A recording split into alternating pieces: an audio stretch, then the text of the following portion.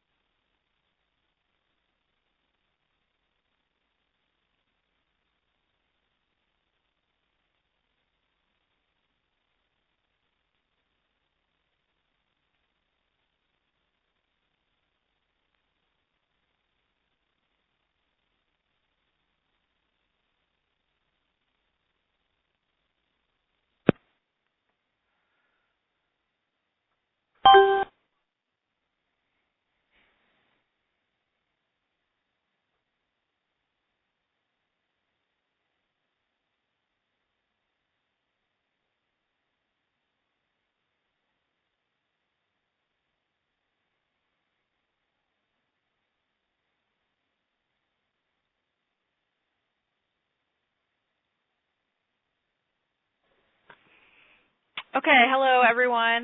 Good afternoon. This is Julia Nagel from the California Strategic Growth Council. This is our third and final webinar on how to use the FAAST system for completing your Transformative Climate Communities program applications for implementation grants and also for planning grants. So leading the webinar today will be Andrew Lawrence from the Water Boards, and he will walk through the site and how to use it, and at the end he will unmute everyone and we can have a question and answer session. So please hold your questions until the end. Thank you. Okay, good afternoon. My name is Andrew Lawrence. I work at the State Water Resources Control Board in the Division of Financial Assistance, and we host the FAAST system. So you can see the home page here, so this is where you're going to come to start off. I'm going to go ahead and go through the process of creating an account first. So you're going to click this button to create the account and search for your organization in the system. And if you don't find your organization in the system already, you can go ahead and click this button that says Create New Organization, and you can go ahead and enter your organization's name and address. So I'm going to go ahead and select an existing organization, and then I'm going to enter my user details. Let's see.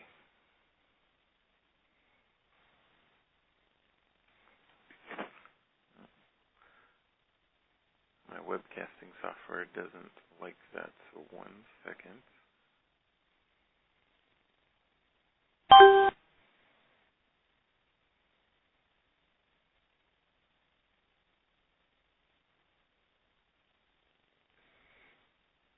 Okay, we're going to create an account here, so search for our organization, and then enter your user details just like you're signing up for any other website, name, email, and then your username and your password.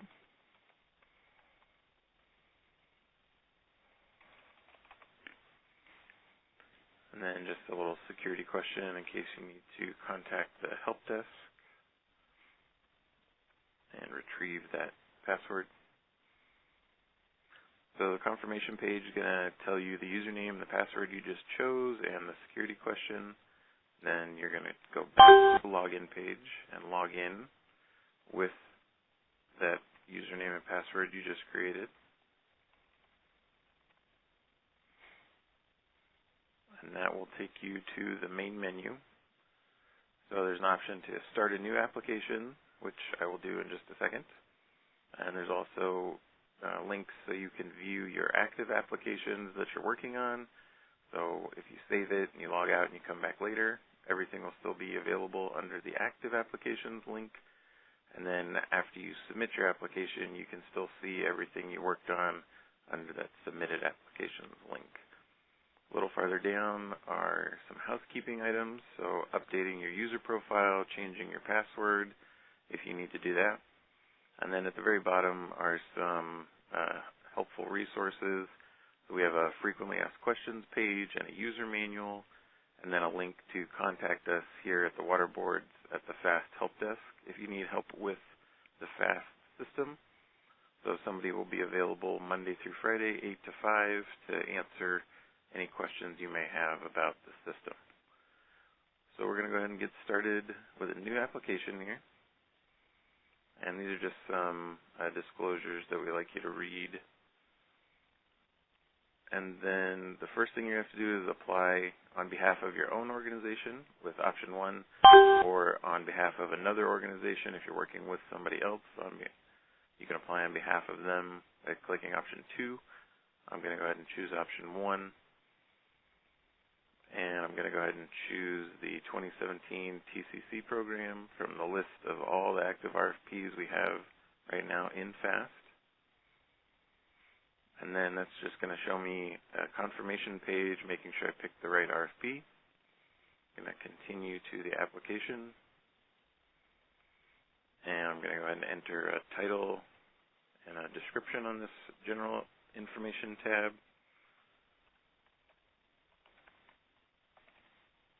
And the application is laid out and organized with these tabs here at the top that you can see. If you need to access the funding program website, you can click this button and it will take you over to the TCC page, which is a great resource.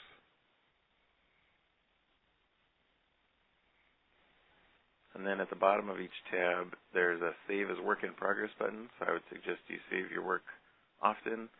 You can come back and change anything you need while you're working on it, as long as it's before the final submittal and before you submit that application.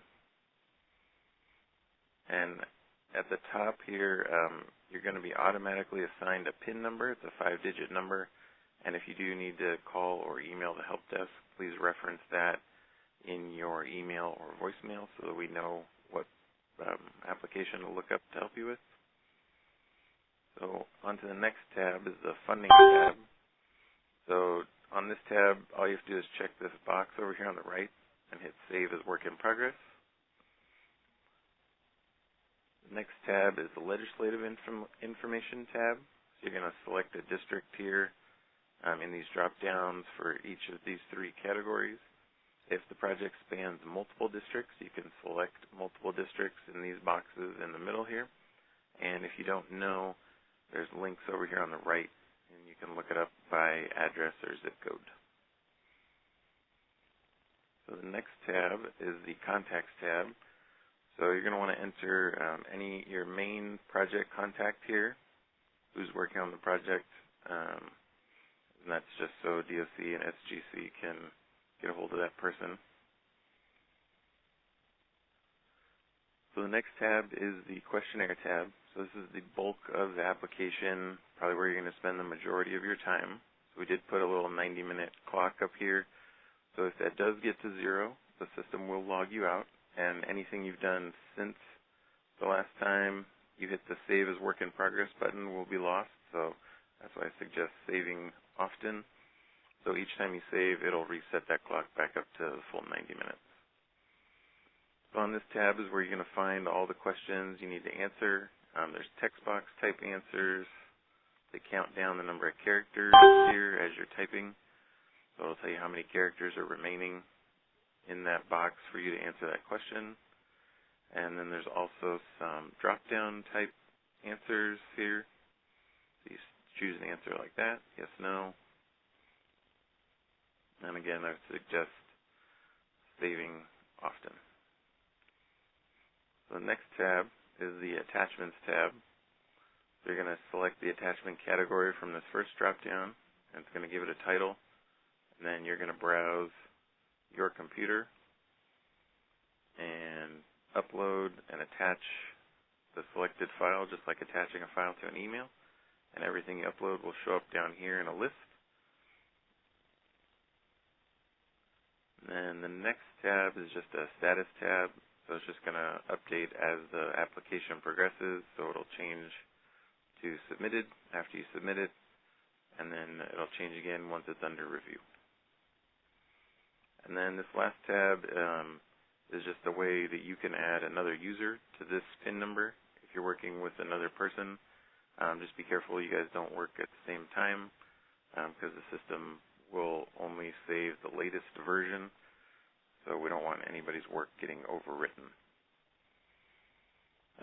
Also on this funding tab, there's a link here, and that link will open a new window with PDF of template and instructions for those attachments that you have to upload.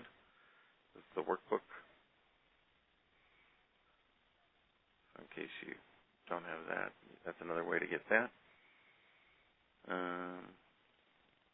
you want to add anything, Julia? I think that covers it. Just to reiterate, in the Contacts tab, yes, you said this, but we've had this question. We're asking there to put the name and information of a representative from the lead applicant organization to emphasize that, and that in the workbook which we're asking you to upload as an attachment, there will be one of the tabs has space to put information about all of the co-applicants in much more detail. So that's just the primary contact that's part of the lead applicant goes in there for this system. Okay. I'm going to go ahead and unmute everybody so in case anybody has any questions. All guests have been unmuted. Does anybody have any questions? What more can you ask for there? You're in a priority position, but there's no percentage interest associated with it. That's still pretty. No questions? It sounds like. Oh, go ahead. Oh, this is Deborah Murphy from Los Angeles. I had a question regarding the attachments. I see the different titles that are here. What if we have a category that's in addition to the categories listed there? What's the best way to handle that? You can choose any category and then edit this attachment title to whatever it needs to be. Okay. The only thing that will show up will be that title that's here. Okay. And is there a maximum number of megabytes that can get uploaded to attach here? I've done ATP applications before, and we didn't have any issues. I just wanted to know this in advance. It is 100 megabytes per file. Per file. Okay. Yeah. So as long as each file is less than 100. Okay. Okay. Thank you. Yeah.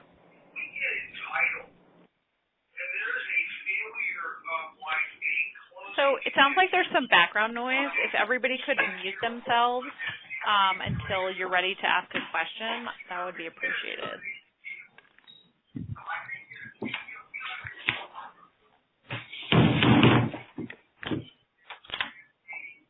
Were there any other questions?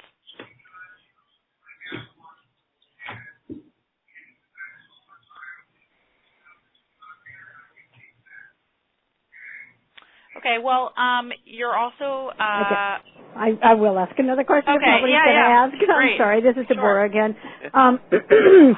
Do you anticipate changing the application during the process? I know with ATP that had to occur, and it was, a little bit stressful to make sure that you could transfer all your information, and occasionally some things got lost. Do you anticipate that, given this is the first round?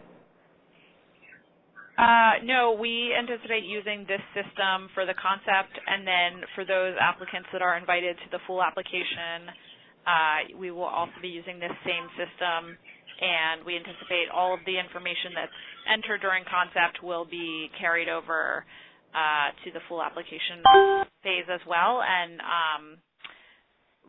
there will be, there will be a chance to add additional information, but it will be the initial information that's entered will still be available to be viewed and reviewed by our reviewers. Excellent. Thank you very much.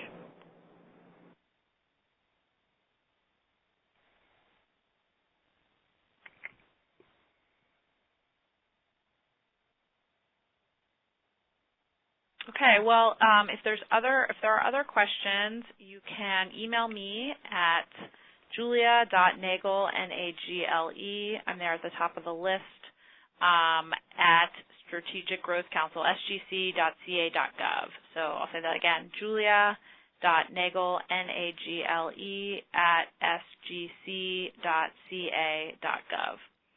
And Andrew can be reached through this site. If somebody has a Q&A, there's a help if you want to mention that for a second, Andrew. Yeah, so FAAST has a help desk, so there's links all over the system to contact us if you have any questions about FAAST. And then on the home page at the bottom is the phone number and the email address if you need to get a hold of us if you're having any problems with FAAST. And you can always email me directly as well. It's andrew.lawrence, LAWRENCE, at waterboards with an S.ca.gov.